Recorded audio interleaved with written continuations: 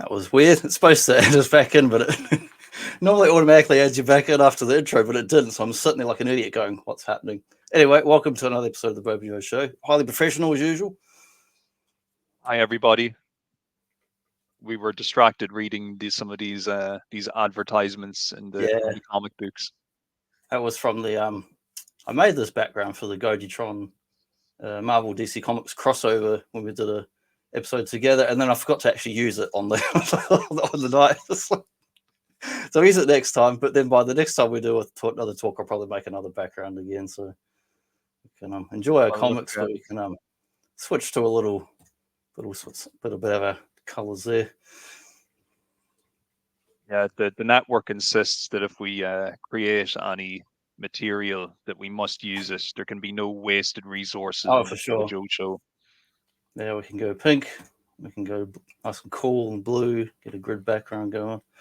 Now we're talking about another classic '80s show tonight, and it's quite memorable, and also like some of the other shows we've been talking about, Magnum, MacGyver, really cool like theme music. And I'm just thinking, how did it go again? In 1999, a hapless bunch of misfits found themselves accidentally stuck in a dead-end town due to a series of comically ridiculous mishaps. These individuals clumsily stumbled out of their mundane existence to blend into the shadows of everyday life. Nowadays, completely unnoticed by society, they persist as inadvertent bunglers. If you're unlucky enough to have a problem, if all other options fail miserably, and if you accidentally stumble upon them, perhaps you could reluctantly tolerate the Forgettables. So that was the Forgettables, which reminds me of the Expendables. All sorts of B teams out there, but forget those guys. We're talking about the A team. This is the best guys. Yeah, we're starting with the best. We're starting with the A team.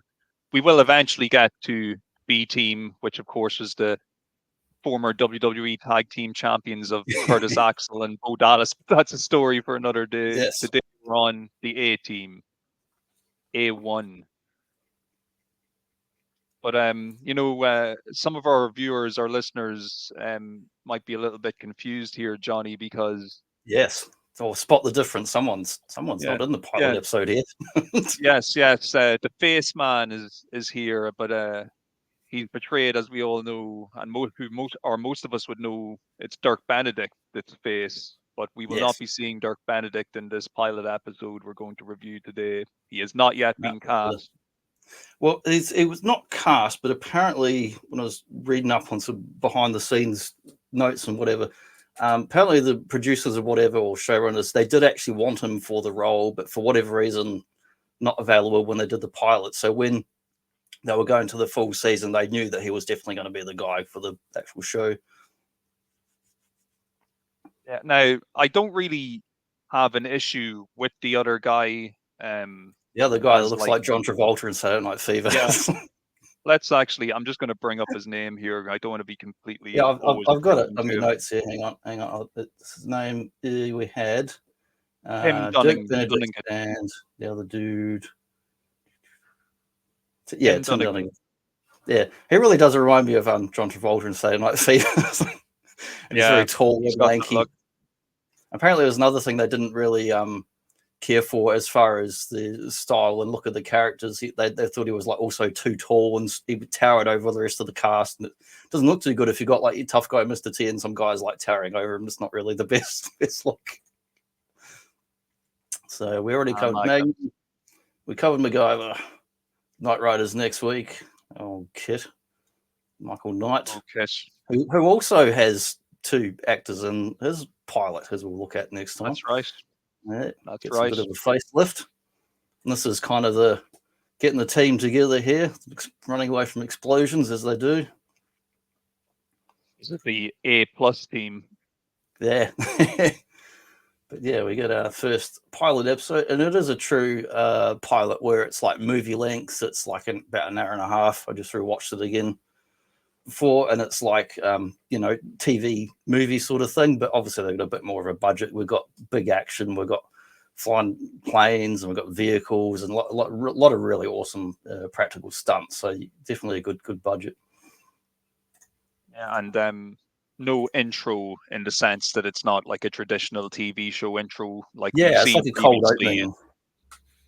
Yeah, totally cold opening, and it's not like last week when we looked at MacGyver and also when we looked at Magnum, they still had at least kind of prototype variations of what would Yeah, become the regular show intro. Whereas with the A Team, it literally just starts off the A Team, nothing, just goes straight into it, like your typical TV movie. But yeah, like Johnny was saying, you can see there's right from the get-go, there's a bit of money behind this production. They don't seem to have any difficulties shooting on location and have a decent budget by the looks of things. It's a yeah, good very location. good looking show, or good looking episode, I have to say, for this pilot. Do you have much memories of seeing it as a kid? Because it was like early 80s. I was quite young, so I saw ones here and there, and then some repeats. But do you remember seeing much of it or reruns? Or Constant reruns. I yeah, most of my A Team was watched in. It's funny, like that we're reviewing all these shows together, like MacGyver and Magnum and these, because they stretch to through the me, decade. yeah, but these to me they're all like Saturday morning shows. These are the Yeah, shows that would air when the cartoons were finished in the early morning. Then a block of these shows would start pretty much airing. And yeah, growing up, even in I just loved reruns, them. often they would give these shows the first ever reruns would often get kind of a good slot because they were still quite popular and still making advertising dollars. A lot of these shows. Yeah. Oh man, I just love this. I just love this. And obviously, as you get a little bit older, and really just through repetitive watching, and you're like, wait a minute, does anybody ever get killed in this show, or Yeah. I ever Well, it seen? does. It does feel to me like a kind of live action Sambo GI Joe type of thing, where it's like a lot of bullets and guns and shooting and flying around, but hardly any of those bullets hit people. Usually buildings and vehicles. So it's definitely going for that younger audience where it's not trying to be realistic violence or show the results of real violence. It's more of an action adventure fantasy if you get into your genre stuff. Whereas Magnum PI, if someone gets shot, they actually get shot and they'll go to the hospital or they die. Whereas in this, most of the bullets miss and the guys are okay. They go on to adventure next week. Yeah, and you rarely see blood, if ever, throughout the entire Yeah, series. And if it's somebody definitely going is for an hit, all ages sort of rating. Whereas like at the top, you'd like Miami was definitely that adult time slot and rating. Below that, I would put Magnum PI was like serious most of the time, a lot of humor. Sometimes people get shot. Below that was MacGyver. It had some fisticuffs, but people weren't usually dying. Maybe they died of chemical poisoning, but not getting brutal and bloody. And then below that, I'll put A Team as far as your age brackets. But they've all got episodes that are silly and episodes that are serious in each of these shows, despite being aimed at different kind of demographics and ages and that. yeah, and look, it's a shrewd idea if you are going with a show that you're planning on eventually selling to syndication, and you want to try and cast as broad a net as possible to try and draw in people to watch this stuff. So I can understand it in that respect, but definitely as someone who's watched a lot of A Team, and I think for a lot of people who watch the A Team, it does become like almost like a bit of a laugh when it's like just every time you're going to see a Yeah, car, a car is going to do a flip and it's going to be yeah, involved in a really bad crash. But don't worry, yeah. because you'll always see the guys getting It's out of going to that go car. You'll know they're crazy high okay. into the air, and that ramp's going to be just slightly hidden behind a tree or a bush or something. Maybe this show might have inspired like an entire generation of joyriders who just thought there's no consequence to crashing Yeah, vehicles, because you'll always there's no. just get out of the wreck. And I'll just touch Um, on the kind of background of like the showrunners slash creators whatnot. You had Frank Lupo and Stephen J. Cannell. So there's a real kind of lineage of TV shows that these guys involved in. But you had Rockford Files. We've got 21 Jump Street, The Commish, Renegade, Greatest American Hero. You had other awesome TV shows like the can't remember the name of the cop one now that I've been watching lately. But But they had Stingray. Oh, Wise Guy. Yeah, that was like the kind of mob undercover one, 87, 1990. I've got the DVD sets of those last year. There was another show I didn't know about called Street Justice. 2 seasons. It's got Carl Weathers in it, 1991. I'd never heard of it. I'd never heard of that. Street Somewhere on Justice. YouTube. That sounds interesting. Yeah, somewhere on YouTube. I was looking at earlier today, just based on these credits. I was looking at what other stuff they worked on, because this is going to the 90s, post 80s. And I was like, I'd never heard of it. And I was like, man, I'm looking that one up. Yeah, write that down. We need to get on that. Yeah, I'm Justice. doing some dodgy background things right now on that, so I should be watching some tomorrow. I love that the first, couple of minutes of this feels like you're watching a Sergio Leone spaghetti western. We get this kind of quiet town, and the sun is rising and the breeze is blowing, and even this main villainous dude that we're introduced at the start, the close up of his face, it's just a very kind of like, here's the banditos coming to town. Ugly. Yeah, it really is. It really is getting that spaghetti western vibe on the go. Just before I get back into that, I found that the other 2 shows I was thinking of these guys worked on were Riptide and Hunter. Hunter is an awesome police cop detective show that's free on a number of streaming networks, and it's like a TV show that's a mixture of like Dirty Harry and other buddy cop stuff, and it's really good. But yeah, I love this opening with like the banditos running wild through this town and like villages and that. There's no, they're not fighters, they're farmers, so they're just getting in big trouble.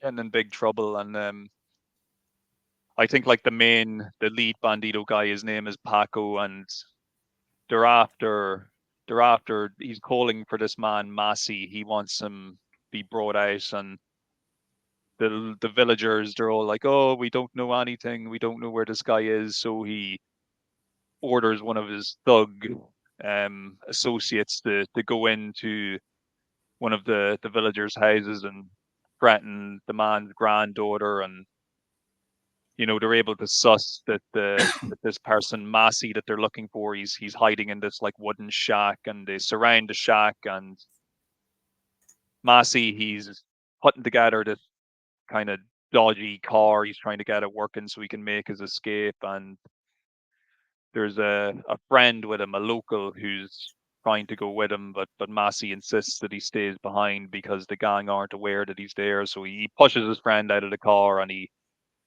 drives through the wall of the wooden shack and crashes past the gang of banditos who are waiting for him. And there's a little bit of a car chase, but he's eventually ran off the road and captured by this gang of banditos. So that's how the episode kicks off, with a little bit of car chase action and shenanigans somewhere in South America.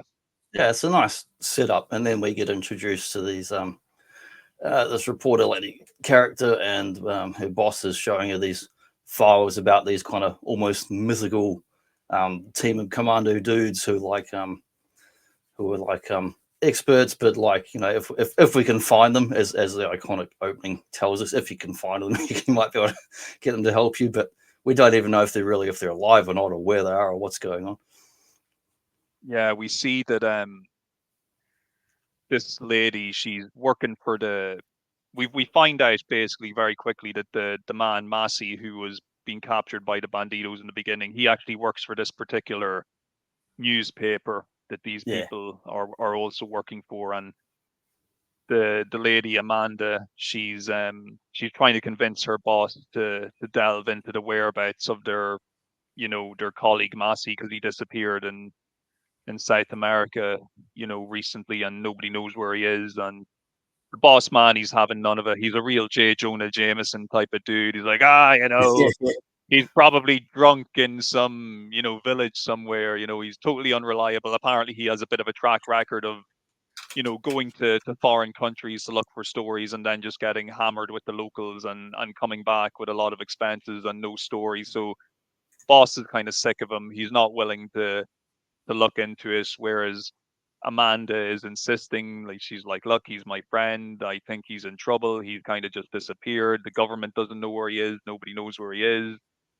So the boss, he's just sick of her pestering him, and he suspends her on half pay and tells her to take a couple of weeks away from the newspaper because she's she's out of line and totally off the rails, even though she is raising a pretty valid concern that a fellow employee has disappeared in a foreign country. But Yeah.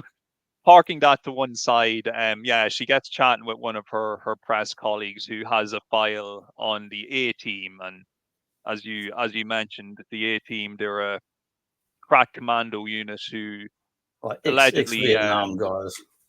ex-Nam commandos. They robbed the bank in Saigon, and they were captured and arrested. They claimed that they did it under orders, but apparently the commanding officer that supposedly issued the order to do it, he was killed in some battle, so there was no way to prove it. They didn't want to go to jail, so they busted themselves out, and now they survived supposedly as soldiers of fortune. So Yeah, on the run. on And the run. one flaw of the show is you got this amazing. Later on, we see that iconic van with the red stripe and black, and it's like, well, if you see that driving around the city, it's like, wait a minute, shouldn't they be a bit more undercover? It's got this very distinctive van. Yeah, and funnily enough, I didn't even miss the van when I watched this pilot, even though I Yeah. was it was mainly the Dirk Benedict thing that was irking me. Yeah. But the van, the lack of MacGyver van gets his didn't trouble me. sports car, and then Miami, they got their sports cars, and then of course A-Team have got a van. So you do people that love your vehicles and whatnot, certainly also enjoy that aspect. Yeah, we see here as well that Amanda's colleague has a little file on the individual members of the A team. So you've got like Hannibal, Baseman, B.A. Baracus, and Howlin' Mad Murdoch. He also has a little file on whatever Lieutenant What's his face that's chasing after him. Was it Captain Bigley or something? What's that dude's name? I think I had it. You probably have it in front of you, but he's Let's have a look. Hang on. their main foe for the time being. So we got Hannibal, we got Templeton Peck, Dick Benedict, Faceman, Murdoch, B.A., Bad Attitude Baracus. No, then my notes jump on the second season. I've mainly got like the 18 members. I haven't got it cuts off where it's got the name of the main guy that's after them. Let me have a look on my fidgery thingy. I was looking up early before. I wonder if James Hong had guested any episodes of the show, and sure enough, he's in season 2 because I've seen him in 3 episodes this week of Tour of Duty. So it's 3 different characters. So I love how 18 got loads of guests. Sorry? William Looking is the name of the actor. It's Colonel Lynch. That's Colonel Lynch is the name of this guy. I did have it on the note, but I cut off to just the mate 18. It was below that, so I didn't have it in there. So after this kind of brief introduction, by the way of the press file, we are brought to the set of a B movie kind of monster flick that's been filmed somewhere, and we see this not quite creature from the Black Lagoon emerging from a lake. It's a pretty cheap looking kind of almost 50s or 60s style kind of monster costume. It's Gorgo, I tell you, it's Gorgo. It's the big budget version. And look, it's called Aquamaniac, I believe, is the name of the movie that's been shot. And we see that the Aquamaniac monster is actually being played by Hannibal. He's there, he's on set, he's smoking a cigar. And the director is complaining that he's not staying under water for long enough before making his reveal. And Hannibal's like, I've been holding my breath for 2 minutes. What more can I do? And the director's like, well, the guy we had for the first movie was able to hold his breath for 4 minutes. And Hannibal's like, here's a breathing tube, you idiots. Hannibal's like, what happened to him? And the director's like, oh, well, he had some like small brain tumor or something. That's not important. We just need you to stay down there for longer, So yeah, Hannibal, he's arguing with the director, and next thing though we hear shouts from above. A car pulls up, and it's Baseman and BA, and they are shouting for Hannibal. They arrive on the movie set, and they're like, "Look, we have to get out of here because Colonel Lynch is on our tail." And Hannibal's like, "Oh look, just let me film this one last shot." For some reason, because he's just that type of guy. He's addicted to the Yeah. jazz, but just as he says this, the colonel shows up, so they have to make their getaway. So they go on this really fun car chase He's through still in this that costume as well. yes, while Hannibal's still in the costume, but they're driving through movie lots. So you've got a Western town, a Roman world and stuff like that. It's a pretty cool kind of Hollywood backlot that they're driving through, and they're going through all these different locations while being chased down. And this is our first proper exposure to the physics of the A-team car chase, where we've got lots of cars. Well, not lots of cars. We've got a couple of cars, crashing into walls, and one car crashes into a river. But like I'm saying, when a car crashes on this show, they always spend a few seconds in the aftermath to show you that whoever was in the car got out and is okay. Yeah. Even these guys Didn't who get stuck who upside crash into down the in that water. bloody American muscle car thing. It would be quite hard to actually crawl out the windows upside down of the water.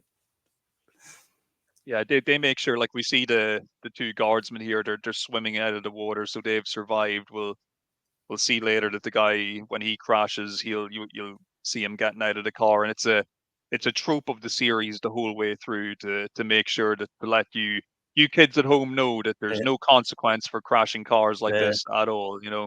I'm glad I watched that Mythbusters episode where they did the thing where you get in a car and go into the water, and because of the volume and force of the water, it's impossible to open the door, and all the water comes in and you start drowning. Of course, they showed the best way to actually survive a car going into any kind of river or thing is pretty much pinch your nose, hold your breath, be completely relaxed, and don't even move. Wait for the whole thing to sink, and once it sinks and all the air and everything's gone out, and then the pressure equalizes, and then you can just open the door and get out and live instead of dying Interesting. horribly. Hopefully, They I showed will it over and never over be in again. that It works. situation. I don't want to ever put that to the test, but I'll try and No, remember it just in yeah, case. but it was a really good Yeah. episode.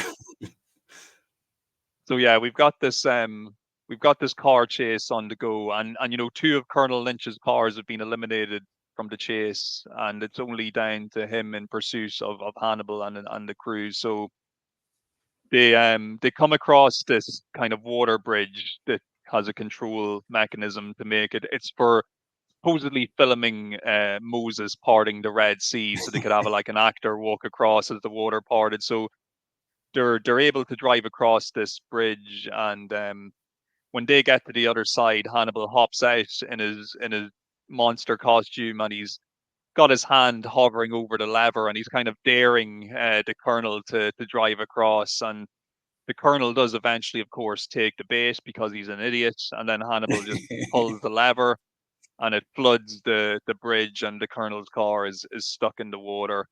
But once again, of course, we see that the colonel is able to get out of the car, and he's unharmed. Everything's okay. He's just a little bit wet and a little bit pissed off. So that was our first proper introduction to Faceman, Hannibal, and B.A. Baracus. And of course, we do get a lot of banter between B.A. and Hannibal as they're Like kind of seeing Mr. bickering T back and with his forth. kind of cut off denim is pretty much just being himself. It's just Mr. T. Because later he's wearing different clothes and that, so here it's his kind of iconic look. And of course, all his gold jewelry, his trademark gold jewelry on display here too. So the team, they've made their escape, and Hannibal, he asked them to pull up. He wants to make a phone call, and he's making a phone call to their other A-team mate, Howlin' Mad Murdoch, who is currently in a mental institution, and he takes the call, and Hannibal warns him that Colonel Lynch is on their tail, and he better keep an eye out for him. And Murdoch's like, look, that's bad news, but I can't really talk because there's a person here to visit me. She's a reporter, and she's asking a lot of questions about us. So Hannibal kind of warns him not to give away too much details, and we see when Murdoch hangs up the phone, the reporter he's talking to is our girl. It's like it's either Amanda or Amy. It might be Amy. I know it's AAA is all the letters in her name. I'm once again just going to check this now because my memory is garbage this morning. So it is it's Amy. Amy Amanda Allen. That's her name. So it's Played by Amy. Melinda Cooley, and it says she's in the first season, and we get a different character in the second half of the second season. Yeah, they swap her out after a while. So she's go ahead there. Oh, just another quick bit of trivia because I was also just reading up earlier. So we get her in the first season. Second half of the second season, they switch her out for another character, reporter Tonya Baker, played by Marla Heasley. And then there's another character in another later season called Tia Fulbright, who was going to be Tia Carrera, who was in like Wayne's World and Tour of Duty and that. She was meant to be part of an ongoing fifth season, but was replaced by Frankie Santana. Mm-hmm. He was an incredibly unpopular character, but we won't talk about him today. We'll get to him another day. So Amy, she's here. She's trying to get some information from Murdoch about the A-Team, but he's just acting totally cuckoo and crazy and not going along with it until right at the very end when she's about to leave. He kind of pulls her aside and he goes, "Look, if you do really want to hire the A-Team, go to this specific alley in Hollywood at 2 a.m. tonight, and there's going to be somebody there to meet you." So she leaves, and just as she's left, Colonel Lynch shows up, and Colonel Lynch is warned by the attending nurse that Murdoch is pretty crazy and not to talk about certain things that could trigger him and start him to become violent. Don't mention the word ammonia. It causes him to become violent and irrational. So Colonel Lynch, he kind of rolls his eyes and enters the room, and he immediately goes in to try and start interrogating Murdoch, who's standing on top of a cabinet and acting totally batshit crazy. And Lynch at the beginning, he's not really believing that Murdoch actually is crazy, but eventually he comes to realize that this guy is a proper looper, and I'm probably not going to get too much information out of him. And of course, I feel like his real hammy, over the top antics feels like it's really like for the kids, and I feel like the younger kids would love seeing all this physical antics and comedy in it. Oh, definitely. And I did love Murdoch as a kid. I thought he was hilarious. Like, obviously you can kind of maybe look at it from a slightly different slant as an adult, like, so he's kind of institutionalized, but he's institutionalized under his own will because he is kind of playing he's gaming the system as well. Like, he's crazy, but he also knows what he's doing, he's crazy in a different way, so to speak. So Lynch, anyway, he decides he's not going to get anything out of him after Murdoch starts going crazy and saying that there's ammonia on the floor and it's burning the soles of his feet, and he starts acting crazy and erratic. So Lynch just gets the hell out of there, and he's pretty annoyed that the interview went nowhere.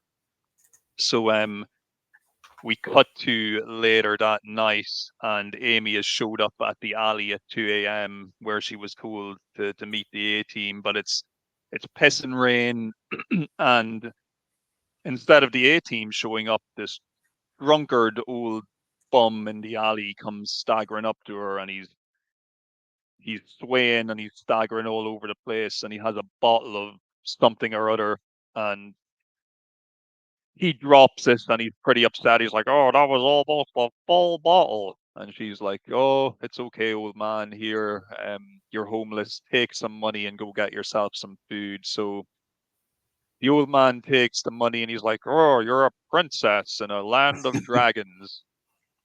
And he gets into we see the old man going down the street, and he rounds a corner and he gets into a car, and all of a sudden we see, it's big surprise, it's Hannibal. He was in a disguise, and he takes off his wig and loads of other stuff, and it was almost like he was kind of testing Amy to see if she was a good person, and he kind of proved that she was by giving this supposed drunkard some money and telling him to get some food. And she also gave him $20, which at the time is a lot of money. You know, Yeah, it's that quite is a generous. lot of money. But we see that Amy, she waits there all night, and nobody shows up. And the next morning, she wakes up in her car, and there's a supposedly Chinese man hammering on the window, and he's saying things like, "You can't park here. You move car. You idiot. You move car." And he's really like shouting at her. And there's a kind of joke that I will not repeat because I don't want to get us kicked off YouTube. But let's just say it's Yeah, a joke that would not fly today at all. So this supposed Chinese person, he brings Amy into his shop, and his name is Mr. Lee. And Mr. Lee tells her, look, you can hire the A team, but you'll need to come up with X amount of money, and it would be, if they do accept your offer, you're going to hear from them within 2 days. And he gives her a few other little pieces of information and then sends her on her way. And of course, as soon as she's out the door, we see that Mr. Lee was in fact Hannibal in disguise. And this is definitely one of Hannibal's worst disguises, because yeah. It's apart so from his clearly him when you awful, see him. yeah, he's got an awful Chinese accent. But not only that, like, I don't understand how just like putting like black makeup under your eyes is supposed to make you Yeah. look Asian, or like, I No, don't know or how. the moustache and the hair, nothing about it really. If he'd Yeah, actually worn yeah. like some clothes and a hat or something to actually disguise his face, But speaking of disguises, we cut to another location, which seems to be this kind of old folks hospital, and we see that Face is visiting some old teacher of his, and Face is disguised as a priest because it's the only way he could sneak into the place to get to visit the guy. And as he's visiting, they have the radio playing in the background, and we're shown this little elaborate system that the A team have for communicating with each other. So in the days before, encrypted phones and other ways to communicate secretly, what Hannibal Smith would do is he'd ring into the local psychiatric phone-in show, and he's pretending to be a character, and he's going through all these weird kind of things, and he's saying things like, "Oh, I just want my friend to come pick me up at 3 a.m." And then we see like B.A. Baracus, who's also listening to the radio, and is like, "I have to go pick Hannibal up at 3 a.m." So, they have this like this weird kind of coded system that they use, where Hannibal will phone into like a phone-in radio show and like communicate the plans to the team, quality via phone the acting. radio. Yeah, all great phone acting, and we love a bit of phone acting on this show. I'll tell you what, it's given the game away, but not too much. But in a couple of weeks, we're going to be doing a horror theme month, and all John Carpenter movies. And there's a lot of phone acting in the Fog with Adrian Barbeau. A lot of really good close-ups of the phone stuff, and Yes. I was a little bit turned on by that. We see as well that BA is also a good man at heart, because even though he's He is he's thinking a of the tough, kids. a real tough dude, he's working with local kids, and he's showing them how to repair a car. And when he tells them he has to go pick his friend Hannibal up and that he might not be around for a few days, they're all like, "Oh no!" He's like, "I gotta go make a living," So, and he This is also like peak warns the kids T at the peak of not his to steal his powers. I mean, hubcaps. we had A Team. He guessed in WrestleMania, had his beef with Piper. He was in some cartoons and such merchandise. I used to have a big poster on my wall where it was just a close up from, well, like what we see in our little squares here, just a kind of torso and head, and it had A Team, and you could see all his gold, and like he was at the peak of his powers, and he didn't just wasn't just anybody at the peak of his powers. To get there, he had to fight off all comers and become Lord of the Blings. But he's Lord looking of the very fit. Oh, and Blings. Rocky, of course. Rocky, that's our other Yeah, film, of course. Rocky 3 was the big one So for this him is as like well. all the things are happening in this area, for T. Like he's on top of the world. He truly is. He's on top. And yeah, Rocky's a so like fool of a sucker. he's a man of the community though, and a positive role model as well. Because yeah, he is a really nice guy to these kids, and Yeah. we will see as well. We'll get to a bit later on where he's also kind of interacting with local youth in a positive capacity. Um, so we cut back to the mental institution that Murdoch is in, and we see that Face, who is not Dirk Benedict, has Yep. come to bust him out more or less. He's disguised as like an army major, and he says he's An there on army orders. major, but is he also like a fashion model? Because he's got that John Travolta real poofed up 70s hair, like Saturday Night Fever. Yeah, he's just He's it's the hanging out same with though when we crocodile watched Pubs when the hair dries, man. Like, when we watched Magnum a couple of weeks ago. It was the same as those two crooks who were like dressed up as like fake Navy guys. It's like, how could you not yeah, tell these guys aren't in the Navy with their like they've got hair as long as me? It's like, are you on duty? Like, how the fuck can you look like this? But yeah, so he manages to get Murdoch out by bluffing the nurse, and that's all it takes to get someone out of an institution back in the 80s, I guess. So um they get into a car, and they fly off while Face fills Murdoch in on what their mission and what their plan is, and talk about acquiring a plane that's going to get them to Mexico. I know somebody who doesn't like flying around here. Oh yeah, but before we'll get to that, first of all, Amy, as she's just randomly putting some stuff in her car, Hannibal and BA pull up, and they're like, "Look, we're the A team. We're going to accept the job. Give us the money." And she's like, "I don't have the money. I don't have the money. I thought you said 2 days. I don't have it all with me." And he's like, "Well, look, you're going to have to better get it soon, and also." We're leaving now or whatever. And she's like, "Well, I'm going with you." And he's like, "Well, I don't like that, but okay, because the plot demands it." So he gets in the car with them, and they head off for the airport. And while all this is going on, we get to see a little bit more of Face being a con man. He's gone to this like kind of posh, it's like a private jet sales company, and he's pretending to be a son of a rich oil tycoon, and he wants to take a Gulfstream jet on a test flight. And the woman, who's totally charmed by his Texan talk, signs over this jet to him without any type of collateral or any type of guarantee or any type of security. Just like, "Yeah, you take that for a test drive, and get it back to me in a couple of days." But if So, that was Dirk Benedict, you'd believe it because he's much better at this role. We get to that 100%. 100%. And look, I don't mean to knock this guy. Like, I'm sure he's a good guy, and like, even if you're only to watch this pilot in a vacuum, he's totally fine doing what he's Yeah, doing. But it's just kind of knowing what comes afterwards. It does kind of it's irk like you you a got little a bit. favorite sports team. I'm not a sports guy, but if you've got like your favorite era and your favorite players, and just anything else that just doesn't feel right, you're like, no, these are the guys we know from this era where it's popular and iconic, and we love it. And then when everything changes too much, it's like, it's not the same.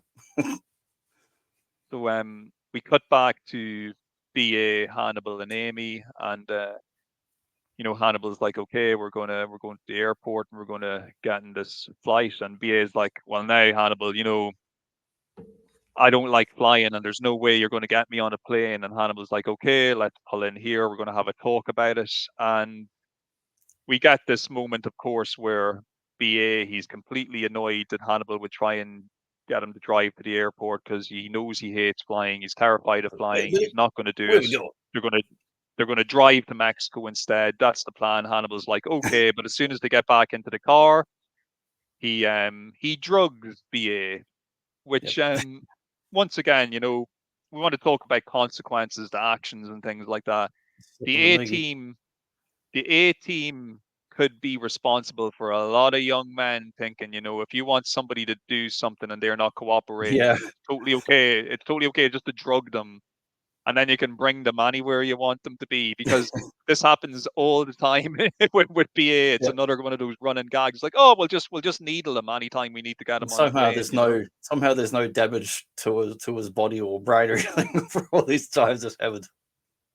And like, how could this man just ever consider these people his comrades or his friends? It's like, "You drug me constantly." It even happens in the Marvel Comics adaptation of some of the ones, but they don't show the bit with the drug, but still the same effect that he just goes to sleep and wakes up later on.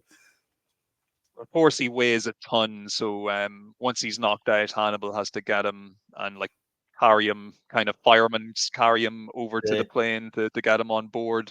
Of course, just as they're about to board the plane, Colonel Lynch shows up again, and he just misses them because they managed to make their escape. We see as well Hannibal, he's really going whole hog tying BA up. And Amy's like, why are you tying him up so much? And he's like, oh, because when he wakes up, he's going to kill us. We also learn here on the plane that Amy will not be able to come up with the full amount of money that the A-team have asked for.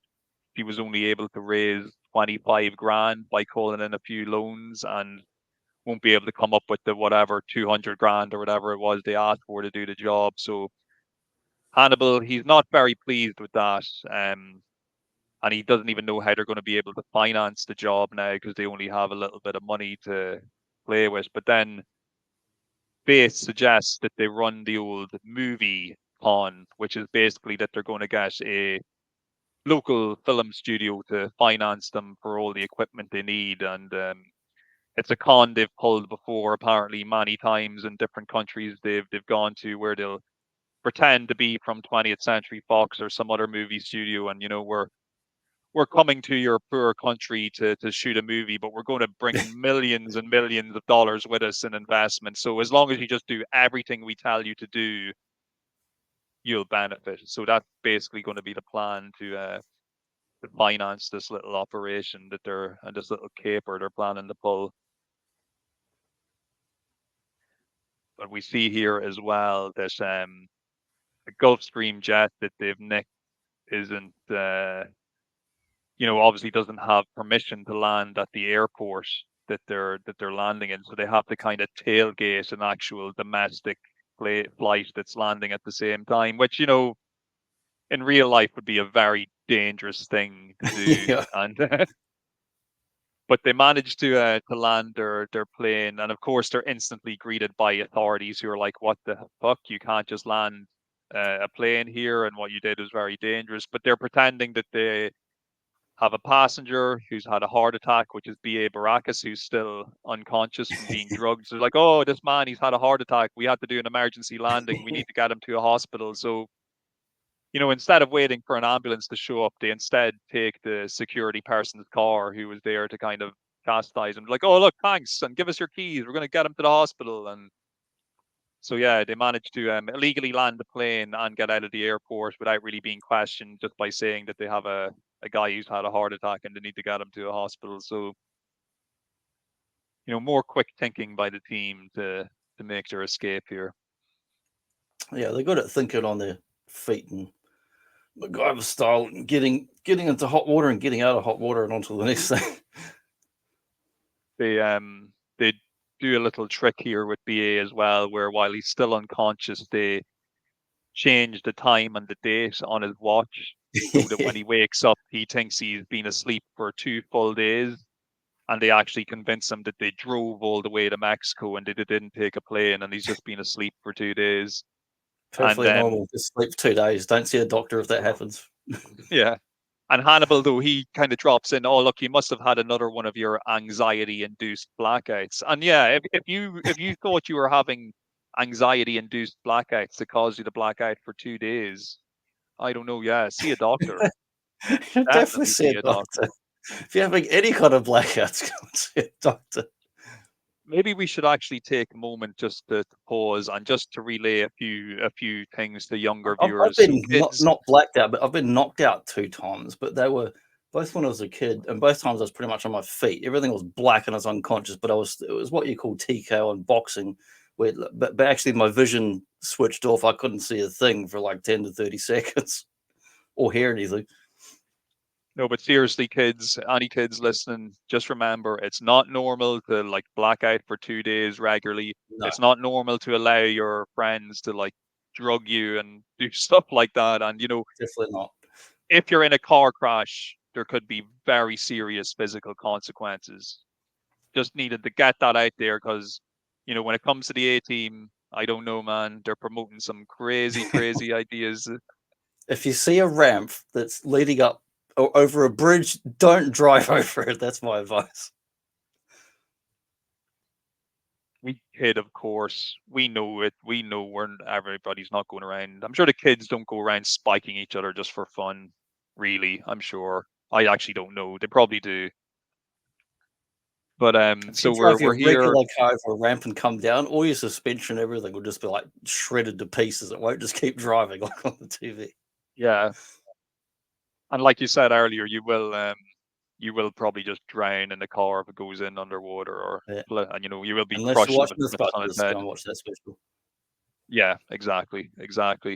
So look, we're here now in Acapulco, and after the team have gaslit BA into thinking he's had an anxiety blackout, they go to a local watering hole, a local dive bar where, Oh, I love this scene. yeah, this is a great scene. Hannibal and Amy, they walk in, and Hannibal's like, I'm looking for so and so Massey or whatever, and straight away he gets a hostile kind of welcome or non-welcome, where the locals are like, look, this isn't a tourist spot for gringo Americans, we're just telling you one time, you better get out of here. And then Hannibal refuses, so they close the door behind them and they kind of surround him like there's going to be a bit of trouble. But then Hannibal, he puts on the gloves and he's like, okay, so if you want to get tough, we can get tough. So he calls BA, and BA just busts through the door, breaks down the door, and he steps into the bar. And we think, all right, okay, so they're all going to be intimidated by BA. But then the Wait. local stooge dude, he calls his local tough guy, who's this real, like, great Khali looking motherfucker, just like walks Yeah, out I from was, behind the bar. when I was watching it, he's very tall and he's like he's kind of skinnish, but he's got muscle, but he's like a skinny Andre. And by the look of his face now, he might have that condition, that acromegaly, with his big jaw and nose and that, where the parts of your hands and face and bones like keep growing when you're an adult. And Yeah, he's a big dude, no doubt. And you know, BA, he punches him and he no sells it. He punches BA and he kind of yeah, sells it a little bit. So it's a big it's two titans going to have a tussle here. So a big bar fight breaks out. Mr. T and and the it's big guy like all the kind old of westerns and that's good fun. yeah, we see Hannibal hitting a couple of nice roundhouse kicks here as well, which we'll get to see throughout the series. He'll bust out some karate when needed. yeah, We also see Amy actually smashes a couple of bottles over guys' faces who are trying to like grab a hold of her as well. So she's able to hold her own. We're learning that much about her. But there's a big brawl, and eventually Hannibal and BA get overwhelmed and they're captured. But luckily for them, it turns out the guy who captured them, or the guy who's running the show here at this bar, he's actually the friend of Massey, who we saw at the beginning of the episode, the guy who he told to escape before the gang caught him. So it turns out that he's some like local activist slash journalist guy, and and actually the quite nice reason that guys. That is Massey, like a good bar fight. yeah, they all turn out to be nice people. And apparently it turns out the reason that Massey has disappeared is what has actually happened is he's been kidnapped by this local cartel because he was going to run some story about the drug trade that was going on up in the little mountain village that we saw at the beginning of the episode. So he explains to Hannibal and the rest of the team the whereabouts of where this gang operates from, and then the team start kind of hatching a plan of what they're going to need to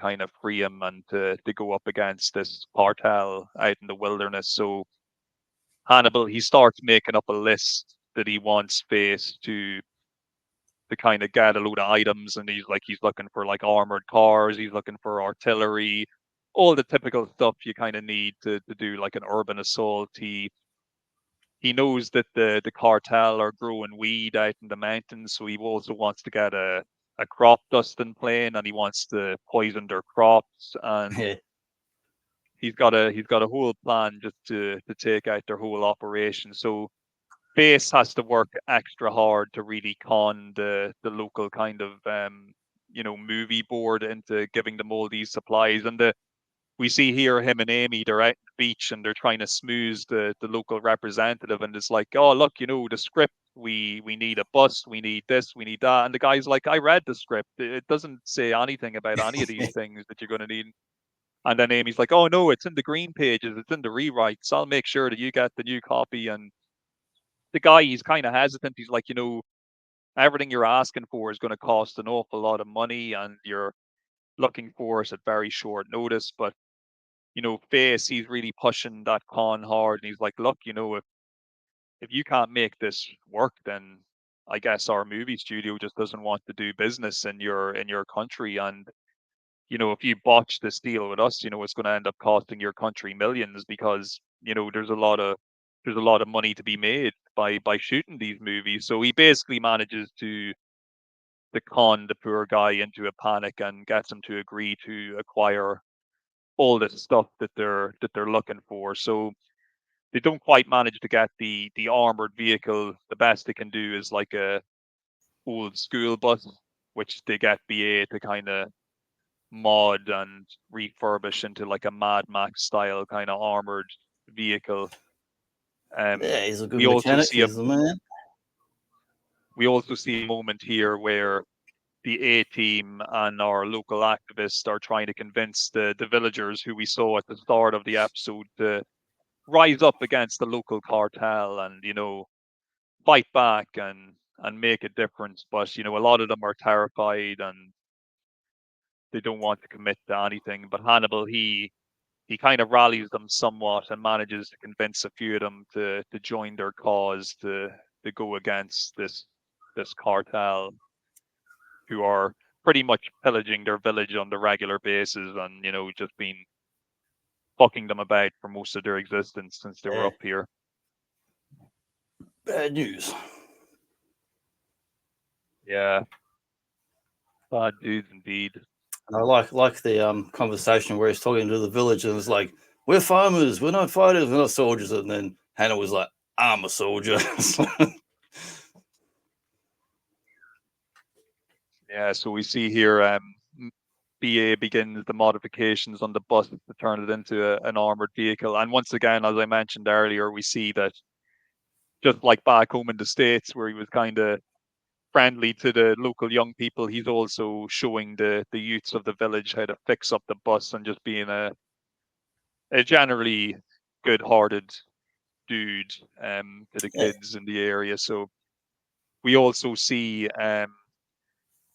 Murdoch and the activist guy, they're in the crop duster plane, and look, they do something I'm totally against. They totally poison perfectly good crops of weed, but I guess it was it's to help these locals, so I guess I can excuse it in this instance. But apart from poisoning the cartel crops, they also drop flyers, and the flyers are saying like, come meet us in the town square at such and such a time. So they want the cartel to know who's been destroying their crops, and they're trying to Yeah. draw them out into the village, And which is great a pretty good aerial plan. shots and all that. Yeah, we definitely we got to see a lot of the budget on display here with these aerial shots and moments with the plane. But so the showdown is about to happen. Hannibal, he's waiting in the bell tower of the village, and I think the dude's name is Paco. He's like the cartel leader. He shows up with his gang, who we saw at the beginning of the episode, and Hannibal opens fire on them. Of course, he hits nobody, and the dude is like, "Look, you're only one man. Why are you shooting at me? What do you want?" And Hannibal's like, "I want you to release Massey, and then I want you and your gang to get the hell out of this village and leave everybody alone." And cartel guy's like, "Ha ha ha, you're just one guy. What can you possibly do against all of us?" Which is the cue for Helen Mad Murdoch to sweep in the plane and start opening fire. Of course, he hits nobody. Um, Hannibal starts opening fire.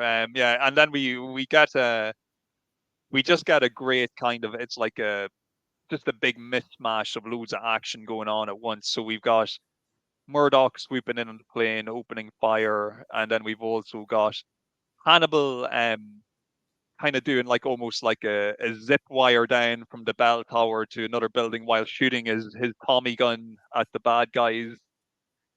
We also see BA and the rest of the crew show up in the big armored bus and start opening fire. So like all hell is breaking loose here in the village. There's like lots of car chasing, lots of gunfighting, lots of jeeps being flipped on their heads, and guys crawling out of the jeeps before they blow up, and just all your what will become like the mainstay of this A team's action scenes kind of happens all here in this like one episode. We just see everything when it comes to the car chase and then explosions going on here.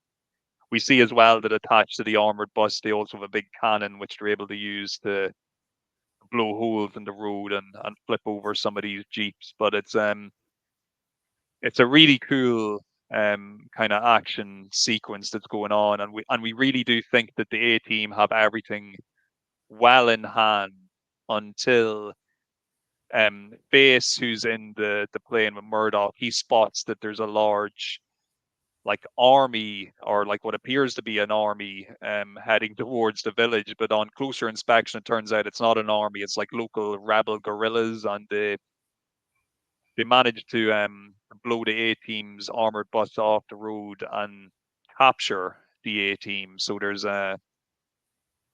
trouble afoot here, and Hannibal and the crew of the bus are captured while Murdoch and Face are able to get away. So we see in the case of Hannibal and the rest of the captives, they are brought by the rebels to like a prison camp. And it turns out that the rebels are actually working with the local cartel. They're using the drug sales from the cartel to finance their rebel operations up in the mountains. So there's a bit of a symbiotic relationship going on here between the cartel and the rebels. So we also see that Massey is being held captive in the same prison camp, and Hannibal and BA and Amy are thrown into the cell with him, and so him and Amy are finally reunited. Massey and Amy, that is, while Hannibal and BA begin to start discussing a plan to get out of the place.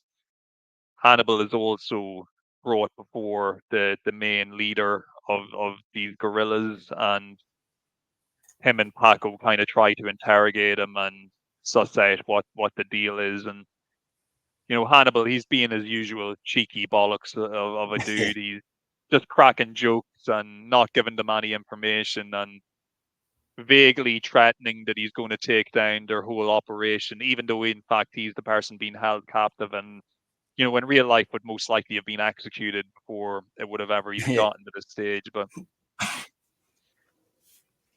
so yeah, they send him back to his cell, where him and BA continue to plan their escape. What did you think of this whole deal with the rebels in the mountains and working with the cartel and all I this love stuff? all these practical effects, and I'm like, I'm getting flashbacks, man, because I've been watching Tour of Duty the first season all non-stop over the last 7 days, which is like nearly 21 episodes, and seeing all like the jungle and all that, and guys and gunfights and all this, it's just great location shooting, like, and really great practical effects, and good setup where they come in and kind of intimidate the gang, and you think, oh, they've won, but then it turns out there's more forces and they actually get overwhelmed, and it's not going to be as easy as they thought. Which, I mean, realistically, if you're going into somewhere where there's big cartel, mafia organized stuff, they got to have a lot of power, a lot of guys. So but yeah, I love these scenes, man. They're so fun, such great action scenes. Yeah, so the guys, they managed to make their escape from the prison camp. Basically, Hannibal pretends to have collapsed, which for some reason the guards are really concerned about, and they just open the cell door to go in and check on him, even though you'd think they just wouldn't care if he died or not. But they open the door, and of course you're going into a cell with B.A. Baracus, so of course he instantly beats the shit out of the two guards. They manage to escape and steal a truck, and they also manage to free a few captured villagers that were also being held in the camp as well, as they begin to make their escape. I So hope none of those vehicles roll over unexpectedly. Exactly. Yeah. We got our safety wheels on these vehicles.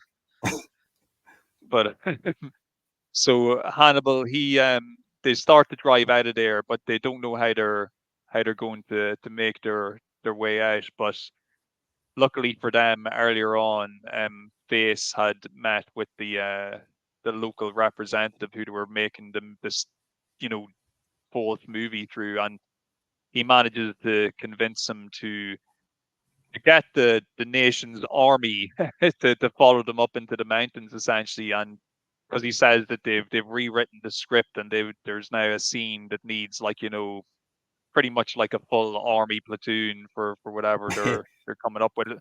So of course the guy who's still caving under the pressure of the thought that his country will be unable to receive millions of dollars from a Hollywood studio, he calls in a few favors and is able to get the army to agree to go up here into the mountains to supposedly shoot this scene. So when we think Hannibal and BA aren't going to be able to escape, all of a sudden the cavalry shows up and the team are reunited. So we've got the A team fighting alongside the locals against the cartel and the rebels.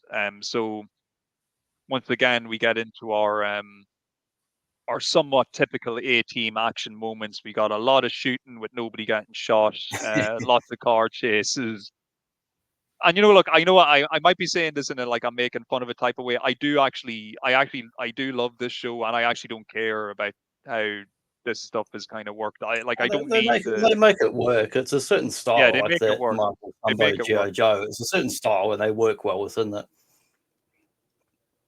So we see that when all these shenanigans are going on, the cartel boss and the rebel commander, they're trying to get their way out of there, and they're driving off in a jeep. So Hannibal and Murdoch commandeer one of the local army helicopters, and they begin to chase them down. And Hannibal, he leaps aboard the jeep, and he manages to take out both dudes, takes out Paco, the cartel leader, and takes out the rebel dude. So Hannibal, he's got the moves. And before the A team actually depart and leave with, Massey and to go home, we see this moment where, like, the cartel guy and like a few of the other kind of drug dudes who terrorized the villagers earlier on are being kind of brought into the village as if, well, they'll see justice now. But you see all the villagers like holding machetes and stuff, and you kind of think, I do wonder what happened to those two guys off screen. It's like, because at the start of the show, like, you're threatening like villagers' granddaughters and stuff. I don't think they're just going to put you in the local jail. I think Yeah, something bad's going to happen to you. But for sure. anyway, the A team, they're successful in their mission, and they're on their way to the airport.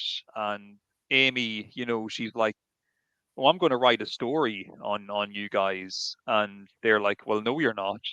And she's like, Yeah, we kind "Well, of I don't won't." want attention. Yeah. Well, she's like, "Okay, look, I promise I won't do it if you let me join the team." And Hannibal's like, "Nah, we're still not going to let you join the team because, like, what use could you possibly be to us?" And she's like, "Well, look, I'm a reporter. I have access to like research through the paper and things like that you might need." And as this kind of discussion is going on, Hannibal tries to drug BA again to get him on the plane, but BA catches him and stops him. But while he's kind of holding Hannibal's arm, Amy picks up the needle and she drugs BA. So she Good on her. proves that she can be useful to the team. Teamwork. So this is enough proof, for Hannibal to accept that, she's going to be a useful member of the team. So they've managed to drug BA. So once again, kids, totally okay to just drug people if you need to get them to cooperate with you. And as they're loading him onto the plane, Colonel Lynch shows up for one final time in the episode. He's made it all the way to Acapulco. He's finally tracked them down. And just as he's about to capture them, they manage to make their escape on the Gulfstream jet. So they I once feel again like when the avoid Colonel capture. shows up, it's like when the on Scooby Doo, where the guy is like, "Would have got away with it, wasn't for you, rascally A team." Yeah. So it feels like that. he just missed them by the skin of their teeth, you know. Yeah. And we also learn as well Amy's full name. What was it? Amy Amanda something? I already forget. It's AAA. I've got it on the side here. Hang on. Bring up my notes again. Amy Amanda Ellen, who, as you said earlier, they do in the show call her AAA, almost like a kind of code name. How you got BA, AAA, but apparently past the pilot, they never use that again. They just use her name and don't use the AAA again. We got the impression that she's going to be an honorary member of the team after the events of this episode, and we see, of Like a course, recurring thing, like a rotating member in the other seasons. We see not Dirk Benedict giving her the eye as if to say, you know, me and you are going to have a romantic relationship later on in the show, but it won't be with you because you're not Dirk Benedict, you know, and it doesn't happen. But that's it, you know, the episode ends with them jetting off into the sky, and who knows what adventures await this new A-team, if any at all, because we don't know if this pilot show will be picked up. Yeah, again. we do get one of those classic ending things though, where we get the end credits showing like some of the highlight movements of what just happened, which I love seeing that. Yeah, always love it, and you know it's a trope of all these shows we've been looking at recently. But I love it, and I always loved it as a kid, seeing just moments from the show I just watched. Yeah, and I feel like if you're watching this for the first time back then, this would have been like even more impressive to see this on a TV, because it's like, you know, got a good budget, you got a big action, cool stuff going on. You get the business where they fire the guns and people seemingly aren't getting hit. But as I was rewatching this again this week, I was thinking about, well, you know, if you're making a movie and, I don't know, fistful of dollars or whatever, you know, they're shooting in westerns and people get shot and they die. And I'm like, well, they're not actually firing guns. They're not actually dying. There's no real bullets when they're filming a film, even if they die on the in the story. And so practically what they're doing in the show, they're doing all the same movements, they're running around, they're doing all the same stunts. So it's just like any other film, really, like a film set where we're just acting and pretending. They're still doing all the same action, energy, and motion that goes into if someone was getting shot on screen. So it's all that energy's in there, and I love it. That practical action stuff in this is just so good. It's top notch. It was a weird type of, I suppose it was a weird time anyway. But like, you know, are they by shooting the show the way they did and by framing the action the way they did in terms of like I was saying, like nobody's dying, nobody's getting injured. It's like, are they saying that kind of violent acts aren't violent if the person on the receiving end is unharmed? It's almost like, you know, you can do all this stuff. You can shoot a gun at someone, you can crash a car, you can do all this stuff, but as long as on the other side the person just stands up and they're alive, it's like, oh no, it's okay. It's just pretend. It's just, you know. Yeah.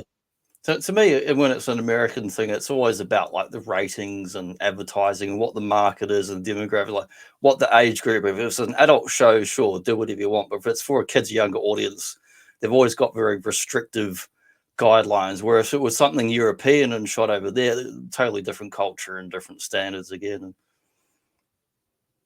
Like, once again, though, it's like you said, though, the same energies there. Like, we did see the big bar brawl, and it was proper, like, you know, fist fight, getting punched in the face, getting kicked in the As good face. as Like, any it's not John like, Wayne or Jackie Chan bar brawl.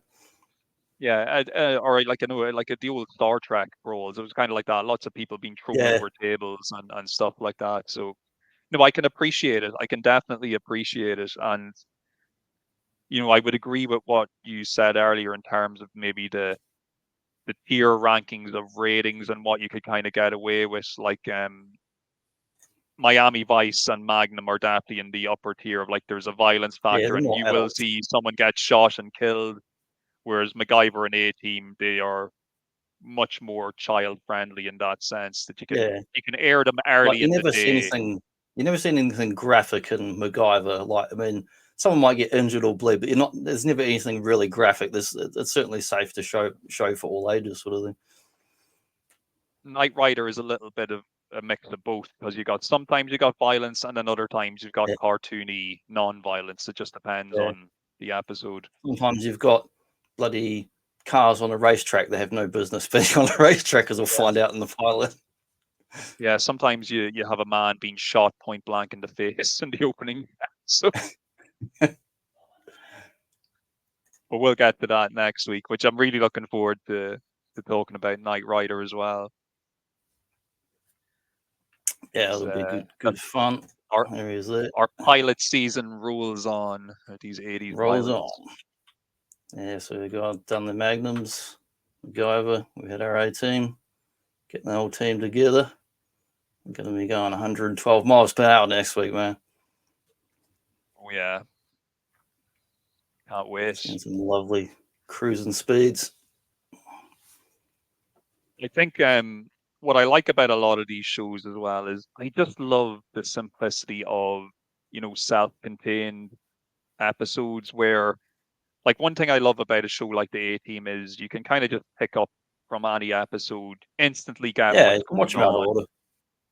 Yeah, you don't need to watch it in any order. Like, I know there's the odd two-parter here and there, but Yeah.